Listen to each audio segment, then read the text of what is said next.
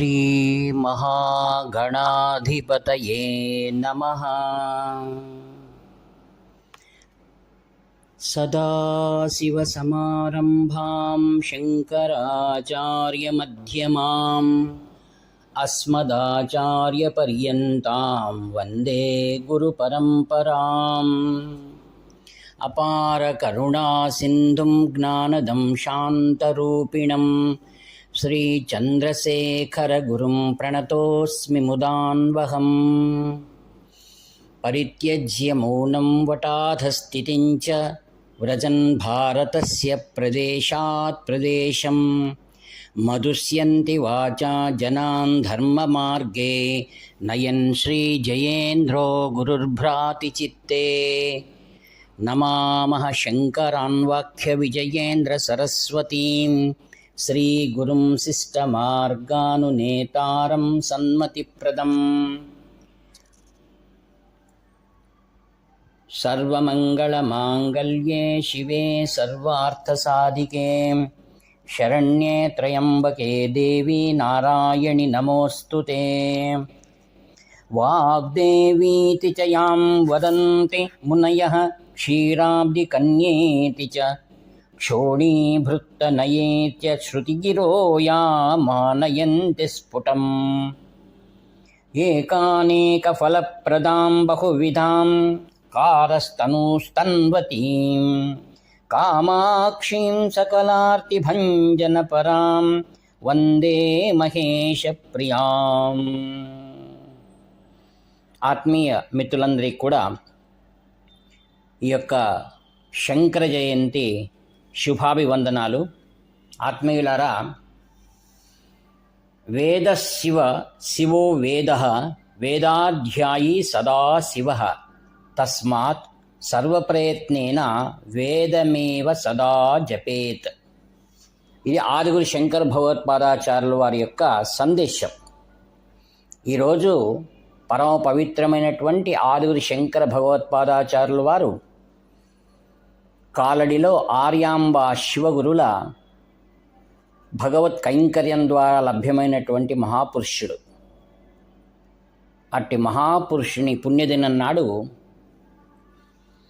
పరమ పవిత్రమైనటువంటి కాంచీ కామకోటి పీఠం శ్రీ శ్రీ శ్రీ శంకర విజయేంద్ర సరస్వతి మహాస్వాముల వారి మరియు తదంతేవాస్యవరుడైనటువంటి శ్రీ శ్రీ శ్రీ సత్య చంద్రశేఖరేంద్ర సరస్వతి మహాస్వాముల వారి దివ్య ఆశీస్సులతో గుంటూరు జిల్లా సత్తెనపల్లెలో కాంచి కామకోటి పీఠం యొక్క శ్రీ జయేంద్ర సరస్వాముల వారి అత్యంత ప్రియతమ సేవకుడైనటువంటి శ్రీ పైడా జనార్దన్ గారు మరియు వారి సతీమణి బిందు మాధవి గారు కూడా ఈ యొక్క పరమ పవిత్రమైనటువంటి సంస్కృత వేద పాఠశాలను అక్కడ వారు ప్రారంభిస్తున్నారు. ఈరోజు సర్వజనులకు కూడా ఆనందదాయకమైనటువంటి శుభదినం. కాంచీ మహాస్వాముల వారు వేదం యొక్క అభివృద్ధికై సంపూర్ణమైనటువంటి కృషిని చేశారు. అందువలన నేడు భారతదేశంలో అనేక చోట్ల వేద పాఠశాలలు ఈరోజు అభివృద్ధి చెందుతున్నాయి. కొన్ని కొత్తగా ప్రారంభించబడుతున్నాయి. గోశాలలు మరియు వేద పాఠశాలలు భారతదేశ సంస్కృతిలో ప్రధానమైనటువంటి ముఖ్య విషయాలవి. ఆత్మీయులారా, కామాక్షీదేవి యొక్క అనుగ్రహం ద్వారా వేదమాత సర్వత్రా పరిఢవిల్లినప్పుడే సర్వులలో సంస్కారాలు సంప్రదాయాలు అందరిలో కూడా ప్రవేశించి ఈ యొక్క భరతావని అంతే కూడా ఆనందమయంగా మారటంలో ఎంత మాత్రం సందేహం లేదు. వేదం అనేటువంటిది శ్రీమన్నారాయణుని యొక్క ఉచ్ఛ్వాస నిశ్వాసముల నుండి ఆవిర్భవించింది. అట్టి వేద సంరక్షణకై సాక్షాత్ శ్రీమన్నారాయణుడే కృతయుగంలో మత్స్యావతారాన్ని స్వీకరించి ఆ యొక్క వేద సముద్ధరణ చేసి బ్రహ్మకు ఒసిగాడు. వేదం అనేటువంటి దాని ద్వారానే సకల సృష్టి కూడా స్థితి లయాలు జరుగుతున్నాయి. వేదములో సకలమైనటువంటి కర్మభాగము మరియు చివరిలో శృతి శిరోభాగం అంటారు దాని ఉపనిషత్తులు అని. సకలమైనటువంటి వేద భాష్యములన్నింటినీ కూడా మన జగత్తుకు అందించినటువంటి ఆదిగురు శంకర భగవత్పాదాచార్యుల వారు ప్రస్థానత్రయములో వారు భాష్యములు రాశారు, ఉపనిషత్తులకు భాష్యం రాశారు. ఈ విధంగా ఆగకుండా అక్కడికి వారు ఈ యొక్క భరతావనంతటిని కూడా ముమ్మారు పాదయాత్రతో సంచరించి జనుల నాడి తెలుసుకున్నటువంటి వాడై పండిత పామరులందరికీ కూడా సులభమైనటువంటి అద్వైత జ్ఞానం లభ్యం కావాలనేటువంటి పరమోద్దేశంతో అనేకమైన ప్రకరణ గ్రంథములను మరియు అనేక శ్లోకములను దేవతామూర్తుల యొక్క స్తోత్రములను విరివిగా ఈ లోకానికి అందించారు. శ్రీ ఆరుగురు శంకర భగవత్పాదాచార్యులు అవతరించి నేటికి 2,500 సంవత్సరాలైంది. దీనికి తగినటువంటి ప్రామాణికమైనటువంటి విషయాలన్నీ కూడా మనం కాంచి కామకోటి పీఠంలో మనకు అందుబాటులో ఉన్నాయి. ఈరోజు ఆదిగురు శంకర భగవత్పాదాచార్యుల వారి యొక్క జయంతిని కాంచి కామకోటి పీఠంలో వైభవంగా చేస్తున్నారు. దానికి కారణం ఆదిగురు శంకర భగవత్పాదాచార్యుల వారు చతురామ్నాయ పీఠమును స్థాపించి సర్వజ్ఞ పీఠమైనటువంటి కాంచి నగరంలో ఆ పీఠాన్ని కామకోటి పీఠమును దాన్ని స్థాపించి వారు ప్రథమమైనటువంటి జగద్గురువుగా ఉండి తదనంతరం శూరేశ్వరాచార్యులు మరియు సర్వజ్ఞాత్మానంద అనేటువంటి మహా శిష్యులకు ఈ యొక్క పరంపరను అనుగ్రహించారు. నాటి నుండి నేటి వరకు 71 పీఠాధిపతి వరకు కూడా అవిచ్ఛిన్నంగా ఈ యొక్క పరంపర కొనసాగుతుంది.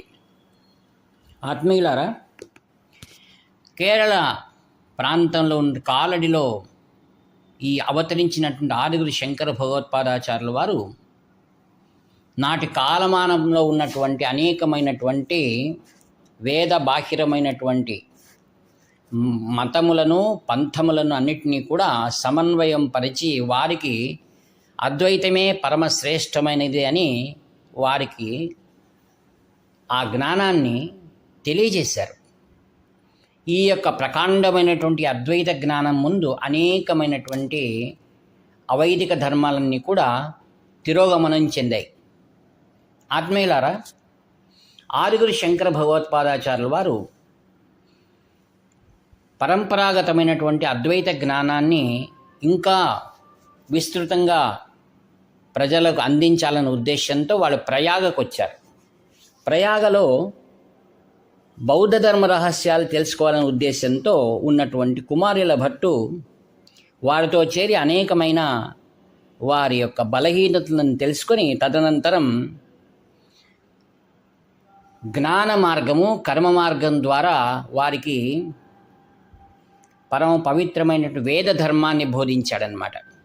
వారందరూ కూడా తమ యొక్క ఓటమిని అంగీకరించారు, ఇతర ధర్మాల వారందరూ కూడా. తదనంతరం ఈయనలో మనోవిశ్లేషణ, ఒక చింతన, వైరాగ్యం కలిగి నేను వారి గురువుల దగ్గర నేను నేర్చుకున్న దాన్ని నేను వారిపైన ప్రయోగించాను కదా. నేను మనోవేదనతో ఆయన ప్రయాగ వద్ద త్రివేణి సంగమం వద్ద ఆయన తుషారము అగ్ని అనే దాంట్లో ప్రవేశించారు. ఆ సమయానికే మనోవేగంతో వచ్చిన ఆదిగురు శంకరులు ఆయనతో మాట్లాడి, మీరు చేసింది ఏదైనా సరే మీరు ఉండాలి, ఈ లోకానికి మీకు ఆవశ్యకత ఉందని చెప్పిన ఆయన నన్ను ఇలానే నా పార్థివ శరీరాన్ని అగ్నికి ఆహుతి చేస్తున్నాను అని ఆయన అగ్నిలో దహించబడ్డాడు. తదనంతరం కుమారుల భట్టు చెప్పినటువంటి తమ గురువులైనటువంటి మండన మిశ్రుణ్ణి మీరు దయచేసి కలవాలని చెప్పారు. అప్పుడు మండన మిశ్రుని కలవడానికని ఆదిగురు శంకర భగవత్పాదాచార్యుల వారు ప్రయాగ నుండి ఆ యొక్క ఒరిస్సా ప్రాంతంలో ఉన్నటువంటి మండన మిశ్రుని ఆయన కలిశారు. ఆ రోజు వారింట్లో వైదికం. ఈ యొక్క ముండనం చేయించుకున్న వారిని యతులను లోపలికి పిలవడం నిషేధమని భావించినటువంటి మండన మిశ్రుడు తలుపులు వేసి ఉంచాడనమాట. అయితే ఆయనతో ఎలాగైనా చేరి ఆయనతో వాదించాలి, ఆయనకు అద్వైత ధర్మాన్ని జ్ఞానాన్ని ఆయనకు తెలియజేయాలనే ఉద్దేశంతో వెనక భాగం నుండి ఆయన వెళ్ళాడు.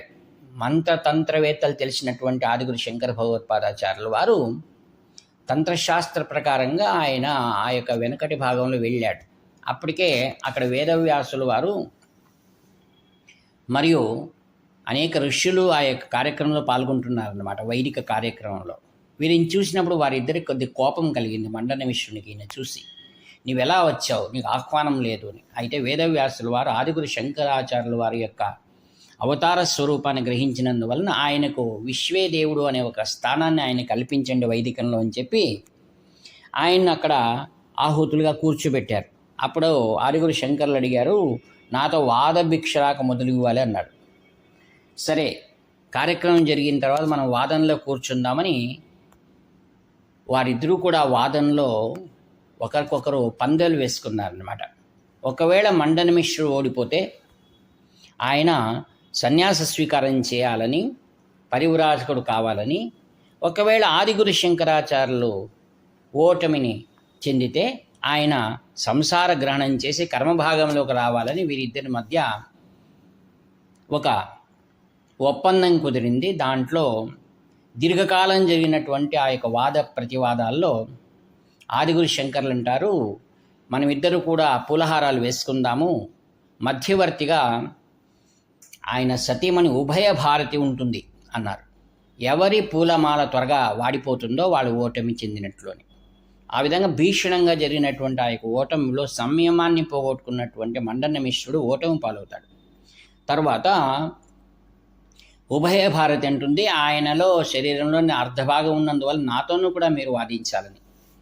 ఆమె అడిగిన ప్రశ్నలు సంసారానికి సంబంధించినందువలన కొద్ది సమయం తీసుకొని ఆయన కేరళ రాజ్యంలో ఉన్న మహారాజు యొక్క శరీరంలో పరకాయ ప్రవేశం చేసి సాంసారిక రహస్య విషయాలను తెలుసుకుని వచ్చి ఉభయ భారతిని కూడా ఓటమి పాలు చేయగా వారిద్దరూ కూడా ఆదిగురు శంకర్ల ఆచార్యులు వారి వెనకలు వస్తూ శృంగేరి ప్రాంతం, కూడలి శృంగేరి అనే ప్రాంతానికి వచ్చినప్పుడు అక్కడ ఆదిగురు శంకర్లు ఒకసారి వెనక్కి చూస్తారు, వారు ఉన్నారా అని. అప్పుడు వారిని అక్కడనే కూడలి శృంగేరి మఠము అనేటువంటి ఒకటి ఉంది కర్ణాటకలో. ఆ ప్రాంతంలోనే ఒక శారదాపీఠాన్ని నెలకొల్పారని కొన్ని ఐతిహ్యాలు మనకు తెలిసి వస్తున్నాయి. ఈ విధంగా ఆదిగురు శంకర భగవత్పాదాచార్యులు వారు చతురామ్నాయ పీఠంను స్థాపించి సర్వజ్ఞ పీఠాన్ని నిర్వహించారు. ఆ విధంగా సర్వజ్ఞ పీఠం అత్యంత పరమ పవిత్రమైనటువంటిది, మనందరి ఆనందాయకమేమనగా ఈ యొక్క వేద పాఠశాల సత్తెనపల్లెలో శ్రీ జయేంద్ర సరస్వతి స్వాముల వారి భక్తుడైనటువంటి ఆయన ద్వారా మహాస్వాముల వారి అనుగ్రహంతో నేడు ఆరంభించబోతుంది. అక్కడ పరిసర ప్రాంతాల్లో ఉన్న వారందరూ కూడా ఈ పరమ పవిత్రమైన ఈ యొక్క వేద పాఠశాల ప్రారంభోత్సవానికి తరలి వచ్చి ఇప్పటికే శ్రీ శంకర విజయేంద్ర సరస్వతి మహాస్వాములు వారు తమ కరసంజాతులైనటువంటి శ్రీ శ్రీ శ్రీ సత్యచంద్రశేఖరేంద్ర సరస్వాముల వారి ఆశీర్వాదంతో అప్పుడే ప్రసాదాలు ఆశీర్వాదాలన్నీ కూడా మఠం నుంచి వారికి చేరుకున్నాయి. కావున ఇట్టి పరమ పవిత్రమైనటువంటి వేద పాఠశాల ఆరంభ సమయంలో ఆ సంపూర్ణమైనటువంటి వేదగానాన్ని శ్రవణం చేస్తూ అనేక యజ్ఞయాగాదులు జరుగుతాయి. ఈరోజు సాయంకాలం అందరి ఎదురు కూడా ఆ యొక్క వచ్చినటువంటి పండితులందరికీ కూడా సన్మాన కార్యక్రమాలు జరుగుతాయి. ఆత్మీయులారా, మనమందరూ కూడా ఆ కార్యక్రమంలో పాల్గొని ఆ కార్యక్రమాన్ని దిగ్విజయం చేస్తూ కాంచీ పరంపరలో ఉన్నటువంటి శ్రీ దక్షిణామూర్తి మహాస్వాముల వారి పరంపర ఇది, ఆదిగురు శంకర పరంపర. మనమందరూ కూడా శ్రీ శంకర విజయేంద్ర సరస్వాముల వారి దివ్య ఆశీస్సులు, శ్రీ సత్యచంద్రశేఖరేంద్ర సరస్వతి మహాస్వాముల వారి దీర్ఘమైనటువంటి ఆశీర్వాద రూపాలన్నీ మనం ఆ ప్రదేశంలో పొందుదాం. జై వేదమాత, జై జై వేదమాత, జై జై వేదమాత. ఈ యొక్క వాక్పుష్పములన్నీ కూడా శ్రీ శంకర విజయేంద్ర సరస్వతి మహాస్వాముల వారి కరసంజాతుల యొక్క దివ్య చరణాలను సమర్పిస్తూ సెలవు తీసుకుంటాను. ఇట్లు మీ ప్రియతమ నేస్తం నివర్తి నాగభూషణ శర్మ. హర హర శంకర, జై జై శంకర.